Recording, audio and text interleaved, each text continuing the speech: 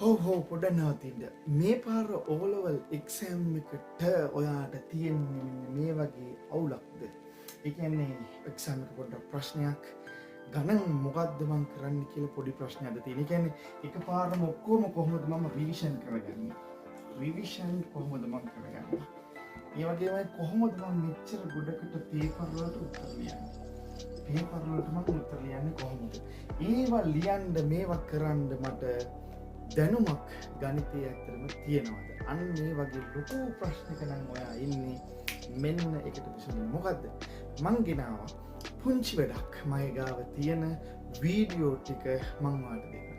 මගේ ගාව තියෙන පේපර් ටික මං ඔයාලට දෙන්නම්.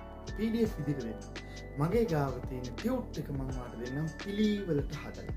එතකොට ඔයා මගේ ගාව තියෙන වීඩියෝ ටික බලලා මගේ ගාව තියෙන ටියුට් ටික හදලා රිවිෂන් එක ගොඩ දාගන්න.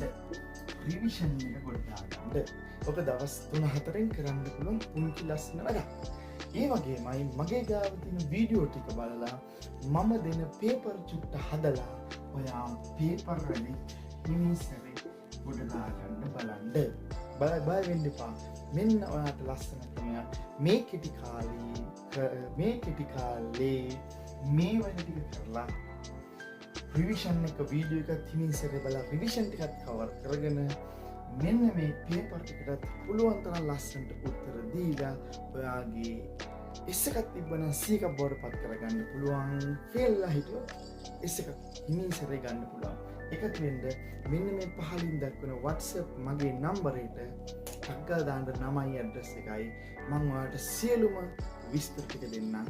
මගේ ගාව තියෙන සියලුම වීඩියෝ ටිකයි පේපර් ටිකයි ටියුට් ටිකයි ඔයාගේ අතටම එන්න සලස්සලා. රයිට්. එහෙනම් මෙන්න මේ වගේ සීන් එක නැහිදී මේ වැඩේ දෙක කරලා මෙන්න මේ වගේ තත්ත්වයට විභාගයට කලින් එන්න අපි උදව්වට ඉන්නම්. දාන්න ටක් ගාලා WhatsApp නම්බරෙට නමයි ඇඩ්‍රස් එක.